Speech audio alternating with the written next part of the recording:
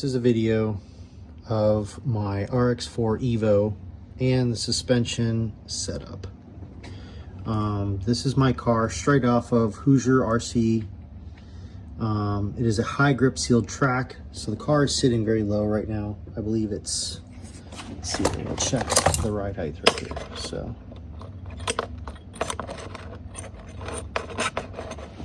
let's see.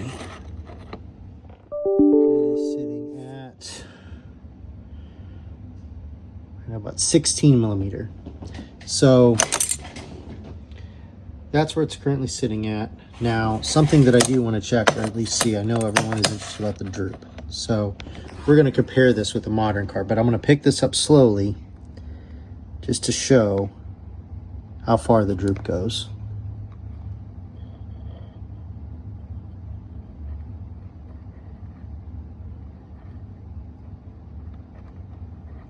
So that's at about 38. Tires are touching at 30, call it 38. It goes all the way back down. So that's the droop in the back. So that's just a look here. You can see now from the drive shafts.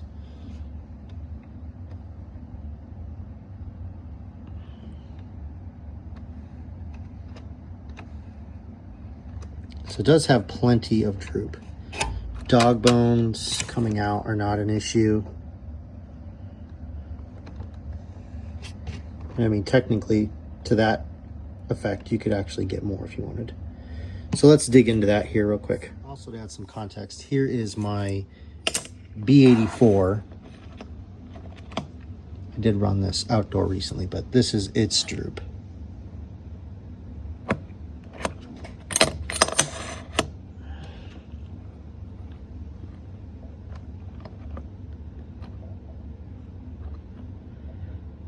So it's at about 43.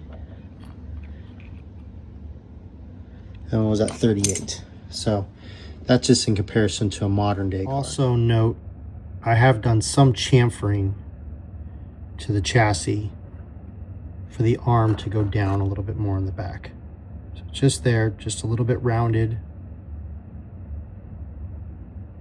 just so that it has a little bit more grip. You can see how much the arm can go down in the back. So the droop is there if you want to put the shock in it however much you want, and then you can see even at that the dog bone is still fully in there with all of that droop. So it is totally doable to run a full trophy truck amount of droop in the back. And here's my front shock. Again, this is a standard Team Associated front shock, 13 millimeter. It has a 0 eyelet on there, and it has 22.5 millimeter stroke. Now just remember, this is also a setup that is based around the front caster blocks being raised up and that high roll center position. When you drop it down to the lower roll center position, this would add a significant amount more droop overall in the car. All right, so this is my Team Associated 31 millimeter shock body, 13 millimeters bore. So this is off of a, you can order this, came out with the Team Associated T7 and SC7 short courses. It does have its standard shock shaft with it and a +2 eyelet, and the exposed shaft is 28.5. Now again, the droop that I'd shown you in the car is based around that shock with it in the higher roll center setting, with the hubs up higher like that. You would have significantly more droop if you were to run loose track with it like that, with the hubs down in the lower roll center setting. All right, here is when I run my car in the lower rear hub setting. I was using a standard Team Associated 27.5 Buggy rear shock. So if this is what you have, and that's a setting that you're running, then this is a shock that you can use. So 27.5 shock, no limiters inside, +4 eyelet, and it's basically 30 millimeters exposed shaft. And then again, you would run that on the lower set of holes in the tower. And then I have mine on the inside of the arm on the back. and that will give you ample amount of droop. All right, key component for setting up your car is a droop block. I highly recommend investing in them, especially if you're racing any kind of a vintage car and you are using big bore shocks. What'll end up happening is that most of the buggies that we ran in the past had much longer shocks on the back. In comparison to, everyone thinks, oh, it's a buggy, I'll just put buggy shocks on it. And so if you go buy 13 millimeter associated shocks to throw on there, the rear shocks are much shorter. And I see this in the pits all the time, that you can pick the car up and you can clearly see visually that the rear has significantly less droop than the front. And that is always going to be bad for business. So having droop blocks, you could, before you change out those shocks, if that's what you're doing, or just in your setup in general, you can put the car on there and kind of get droop settings. I'm going to give you what I'm running on mine, and then this is a good way for you to kind of compare that. So these are from J Concepts. They're 30 millimeter droop blocks. They also have 36 millimeter. They come with this gauge, and basically what you're trying to do is when you set the car on there, you can use, it doesn't matter what side you're sitting on, basically that number is 0 for you. So at 30 millimeters, the chassis is sitting at 30 millimeters flat. So wherever the axles are, if the axle is at anything higher than that, then it's above center line. If the number is any lower than that, it's below center line. And so really what you're trying to do is just put numbers on what is the difference between the front and the rear. And on average, I would say you would like to have at least a 4 millimeter difference from front to back as a solid starting point for anybody. Generally, if you go closer to the front and the center being the same, the front and the rear being the same, that will give the car a lot of steering. If you go further apart, there's a greater distance. Say you go, there's a difference of like 8 millimeters between the front and rear.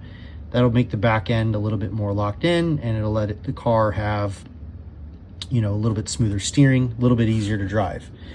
So that's just some generalizations. There's a whole lot of other factors in setup and everything else, but that's just some generalizations. I would just say, though, that having the droop blocks is going to at least tell you the information that you're wanting. All right, so here we go. Here's the car up on the droop blocks. Hexes are off, tires are off. So you can see the rear hubs are in the high roll center setting. Front caster blocks are in the high roll center setting. For my current setup, we are at about 33.5 droop in the front.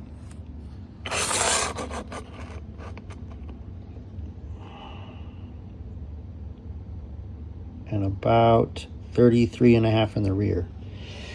So we are basically dead even front to rear. So I have no difference from front to rear right now. We are equal points. So the front and the rear tire is the same. So what that does is that's going to make the car be very reactive, have a lot of steering, a bit more aggressive. So taking away some front droop there would make the car feel a little bit more numb. Taking more droop away from the car overall make the car feel more numb. But obviously these vintage cars don't normally have a lot of droop, so we're trying to get as much in there as possible. So these numbers do significantly change when you do change the hub heights and the caster block heights. It is probably about a 4 millimeter adjustment, my guess is, that it would add. So with those numbers at 33.5, that means the center of my axle line is about 3.5 millimeters above the center of the chassis, because we're sitting on 30 millimeter droop blocks.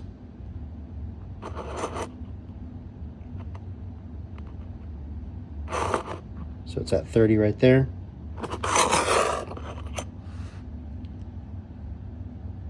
So you can just see that they're sitting higher. So again, this is a great tool to access and see what you're kind of doing with the car. Always note too, when you make changes in where it's sitting on the shock tower or in the arm, all of those droop settings were being changed. When you, especially if you're moving from the inside of the arm there to the outside of the arm, that would be a significant droop change. So always using these droop blocks can kind of keep you in check. Sometimes when you're making changes like that, it's also changing your droop and you're just not realizing it. And it might feel that the car is better, but you don't know what you changed because you basically changed a lot of things when you move one thing without addressing all the others. So keeping your droop in check at all times is always a good thing to do. So the tires are back on. Just to reiterate again, so this has got the 13 millimeter team associated shocks on there. These are the 23 millimeter front bodies. That is the 31 millimeter rear shock body. And what we're going to show here is the up travel that's left. So we'll look at the shocks so you can kind of see. Actually, it's kind of a bad angle here. So you can see as it moves up here, there's still, as the chassis is flat, still have a good amount of movement. So that's kind of what you want. You want to make sure that when you are running the shocks and setting the shocks up, that you don't have too much up travel. That's what's going to really screw up with your down travel. So if you were to run the shocks up in the higher hole here, basically the hole back in the arm and everything would go up more significantly, would extremely eliminate your down travel, and then also have a ridiculous amount of up travel, which is not what you want to have. The car basically needs to be able to hit the ground flat, and then that's basically where it's at. It doesn't need to have any more. Any modern car is that same way. Front all the way down. Let's see. Hard to do this with one hand. Again, probably a significant amount of up travel right there as well. What that'll do is that'll allow the car to roll more in the corner. You can use J-Concept Cell's up travel limiters. Actually have a couple in here to show you. This is what I use. It's up travel limiting kit. In this package, it comes with these clips. So you can see, you can snap those on without having to take the shock apart to adjust your up travel limiting. They're super convenient. These ones I have happen to be red. I believe they do come in black, and I believe like maybe a yellow as well. So you have some options there. Yep, so that's kind of where I'm at with mine. Again, you can kind of see, just looking at it visually again, it does have quite a bit of movement in the shocks for up and down travel. Again, if you have any questions, feel free to reach out. I'm Chris VanAir. You can find me on Facebook Messenger and send me a message, and I love to talk RC.